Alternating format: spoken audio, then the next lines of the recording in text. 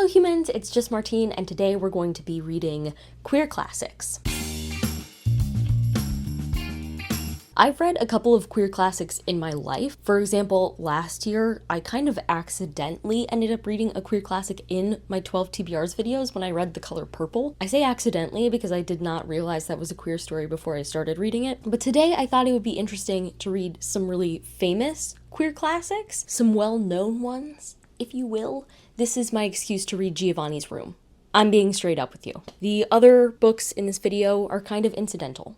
I frame this idea around that one. So anyway, I think the evolution of the depiction of queerness in literature is fascinating. I haven't actually studied it very much, if at all, but as a person who reads a lot of modern queer books, I think it's really interesting to take a moment and look backwards to see what authors did in times when queerness was less accepted. So they were really going out on a limb writing some of these stories. I also think it's interesting the depictions of queerness that we can see in these stories. Some of the issues they grapple with are the same issues that are being grappled with today, while some of them are different or evolved in some different way. I also tried to find books that had different queer identities in them so that they're not just all white men being gay, because the truth of the matter is that a lot of queer literature has diversity in it, even back in the past, because those identities have always existed and authors have always held those identities and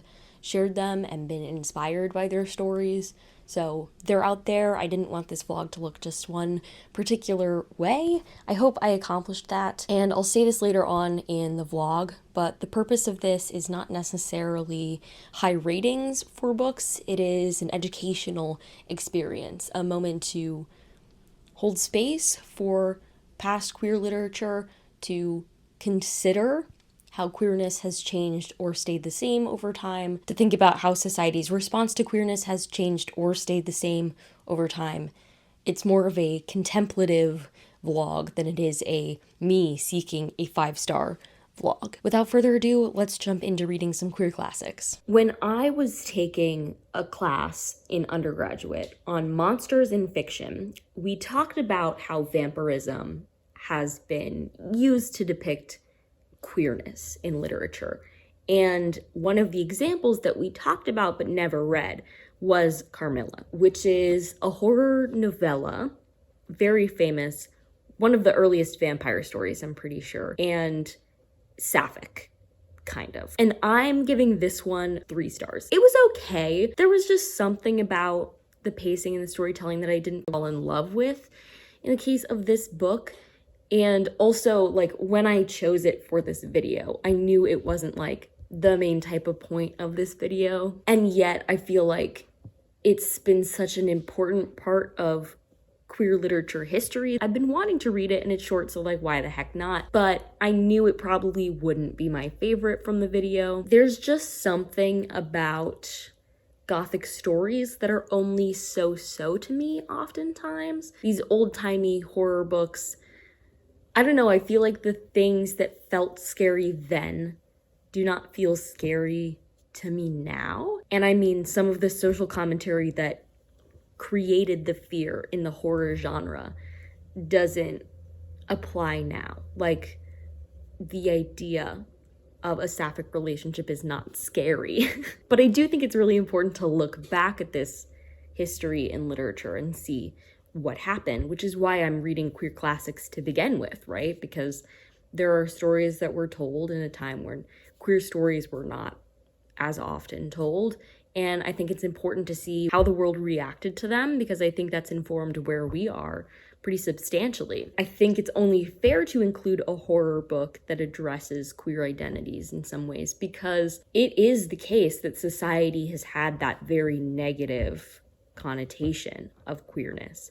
And I think I'd be remiss to leave it out in some ways, to be like, look, people thought being queer was scary and like something to be feared. And there are definitely people who still feel that way, but I think it's interesting to know like how prevalent that point of view was when this book was written. So anyway, it was a pretty interesting time, very quick read, so like, again, why not? And It marks my first read for this, which is exciting. I'm excited to see how the other pieces compare to this book in terms of queer representation and all of that stuff. So yeah, exciting start. Okay, so I finished reading Maurice by E.M. Forster, and I'm giving it 3.5 stars. Believe it or not, in this story, we are following a guy named Maurice. And he has always felt a bit different, but it takes him a while to realize what is different about him.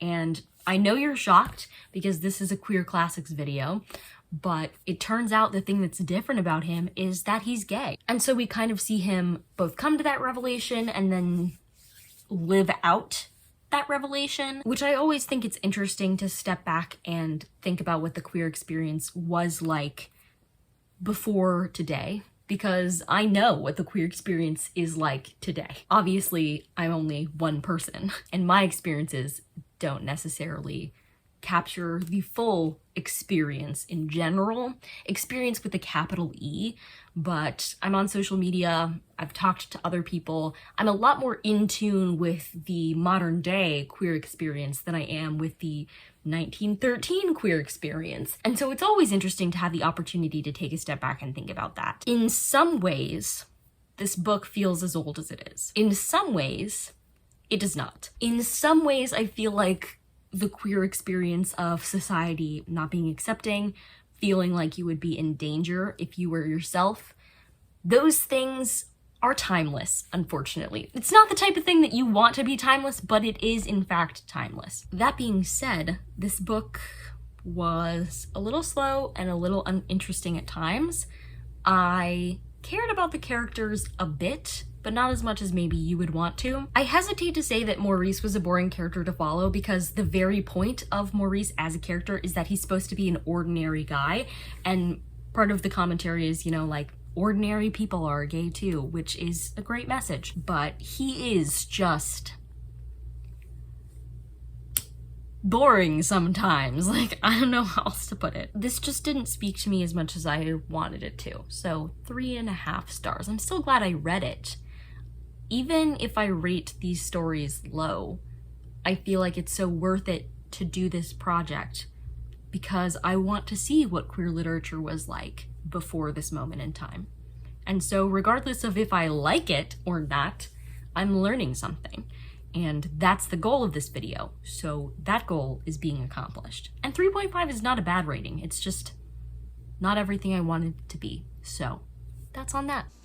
Okay, this one was a weird one, and honestly I've been putting off updating you about it because I felt so strangely about it, but I did read Orlando by Virginia Woolf, and I gave it 2 stars. This book is famous for being about a man who turns into a woman halfway through the book, and that was fine. It kind of came out of nowhere. It was like a magical thing, basically. And so it had some interesting conversations about gender, but also this book like didn't make sense to me at all. We traveled through a lot of time, like Orlando is alive for a really long time in this book, and I just could not wrap my head around the like mystical parts of it, and yet not in a good way. There are some times where things are confusing, but they still make me think, and it's like in a good way. No. This one, I just straight up was not having a good time and was very confused from start to finish. So I think it's like a valuable look at gender, but my enjoyment of the story itself was very low. And honestly, like I don't have much more to say other than that. It was very disappointing because obviously like I want to really love all these books. They're such important pieces of literature for the queer community, but like this one just wasn't written for my brain. It was written for the exact opposite of my brain. My brain did not understand this book at all, to the point that after I read it, I like looked it up on like SparkNotes or whatever. I read the summary and I had 2 conflicting thoughts about the summary. One was, these things happened, I don't remember these things happening because they were written in such a way that I truly did not comprehend them. Simultaneously, I was like, oh, I did understand overall what happened. Like I didn't miss anything in the big picture, and I still didn't care about the big picture. So I simultaneously got confirmation that it made no sense to me and my brain, and also that I understood it enough that like I had the potential to like it, and I just didn't. So that's really unfortunate. I don't want to go around bad-mouthing these classics, but this one just wasn't for me. I think if your brain works differently than mine does, you know, give this book a shot. I think it's got an interesting premise. I do think it's weird for a book to be famous for what happens halfway through the book, like literally halfway. And I can't say it's a spoiler because this is always how it's marketed. Even if you go and you read the synopsis on Goodreads, it says that that happens, that Orlando turns into a woman halfway through the book. And they're right, it is halfway through. And they're telling you like everything that happens in the synopsis. So I don't know. It was just a weird one. Again, 2 stars, moving on, hoping for something better. Hello. Just yesterday, I finished reading Carol, which, just to confuse things, has an alternate title. It used to be called The Price of Salt, and there were some moments in the book where I was like, maybe this is why it was called The Price of Salt, because salt was mentioned a few times, but never the price of salt, so I don't really know. The point is, Carol, I read it. I considered giving it 4 stars because I do think I liked it better than some of the other books in this video. For example, I do think I enjoyed it better than Maurice, but it still didn't fully feel like a 4. There were times that I had trouble paying attention and stuff. So 3.5 stars it is. In this one, we're following this girl.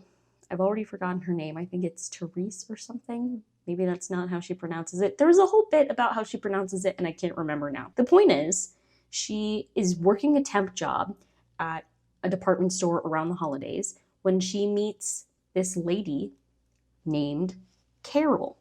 And she kind of has her queer awakening. And so this book is about her time with Carol. Yeah, I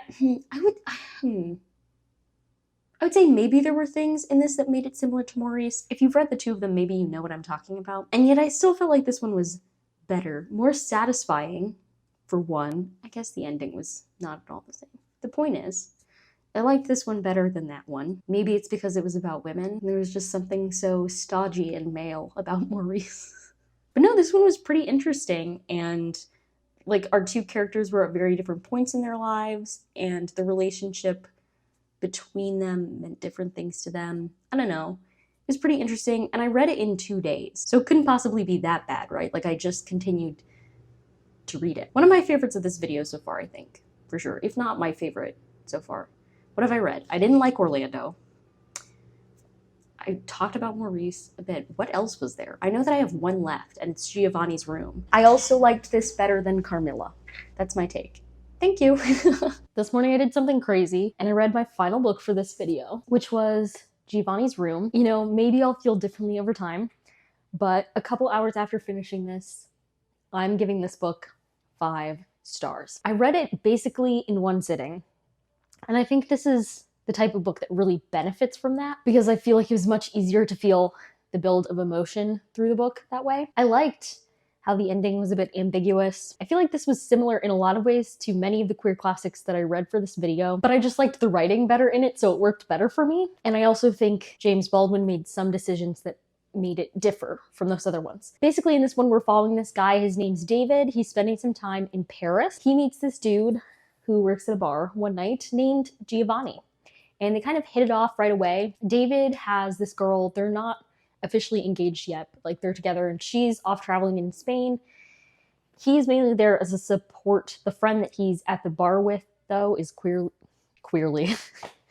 The friend that he's at the bar with though is very queer. And so he and Giovanni start talking and his friend Jacques is like, well, make sure he doesn't get the wrong idea, ha ha ha. So we follow their journey as we realize maybe Giovanni's not getting the wrong idea. But we also know from the very beginning of the book that at the point in the timeline that is marked as like the present, Giovanni is set to be executed. We don't know why. We just know that he's set to be executed and that David is like anxiously waiting to see what will happen and reflecting on his time spent with Giovanni. I don't know, I just really liked the vibes of this one. I felt like it described the feeling of falling in to a situation with somebody way better than some of the other books maybe. And I think it was a lot clearer, like the subtext was a lot clearer in this one than in other books maybe. Like the one that I kept thinking about a lot when I was reading this was Maurice. It didn't do the same thing, but they had similarities, and whenever they were similar, this one just did it better. I don't even know what to say. There was just something about reading this book that was magical. Like this is the type of book that I'll revisit. It also just made me think about like queer media in general, like over time, because another book that I thought about while I was reading this one was Call Me By Your Name. And maybe people won't understand why I felt like there were similarities, aside from the fact that like it takes place in Europe, it involves an American, it has like a sad ending. I don't know. Those things are its similarities may seem like maybe not enough to have in common, but there was something about it. Both have very good vibes setting wise. Like Call Me By Your Name describes like the perfect Italian summer so well, even though I've never been to Italy, like I can't confirm, but you just feel like you're there. The same thing with this book and Paris. It just painted such a distinct picture. So what I realized about queer media is that we historically have loved to tell stories where people meet, they have a little something something, and then like something happens to end that relationship, which I think is so interesting because I feel like classic romances that were not queer, so like heterosexual romances, set up this idea of the happy ending, and queer classics very much went the other route. They were like, there's only sadness for us. And I don't know if that's more a statement of what it was like being queer at the time, or if there's just like an inherent flair for the dramatic also going on. As a member of the queer community, I know that we tend to be very theatric at times, so maybe the flair for like tragedy comes from that. But also there was very real tragedy at the times that these books were written involved with being queer, and there still are today. There's something real about that. But also, like, where are the happy endings? Like, none of these queer classics, I guess, did Carol have a happy ending? It was a bit ambiguous. None of them had definitive, easy to note, happy endings, which I think is crazy. And again, I can't decide, is that a hallmark of classic literature? Is that a hallmark of queer literature? Like, where is the tragedy coming from? I don't know. Because yeah, you're right. You know, there are plenty of classics that don't involve the queer community that have tragedy in them. But there's just something about this particular selection of books that I read, which are listed as some of the most famous queer classics, that they just all had this very particular tragic vibe to them. And I want to know why. I'm sure people have written papers about this, and I'm just late to the party and realizing. But yeah, I don't know. Regardless, out of all the set of them, this one did what it was trying to do the best, in my opinion. Loved the setting. I found the characters more interesting. I found the writing to be very accessible for me. I really, really liked this one. It is all the things that it says it is. On the back, a very unusual novel, beautifully written, with a stylistic restraint that gives it a harrowing intensity to what might otherwise be situations of a commonplace violence and tawdry moral chaos. Yeah. Violent, excruciating beauty. I feel that. I feel that. So, anyway, 5 stars for Giovanni's Room. I'm glad I liked one of these books. That would have been like I don't know. That just would have been upsetting. And with that, I have finished reading all of my queer classics. Giovanni's Room was obviously my favorite one.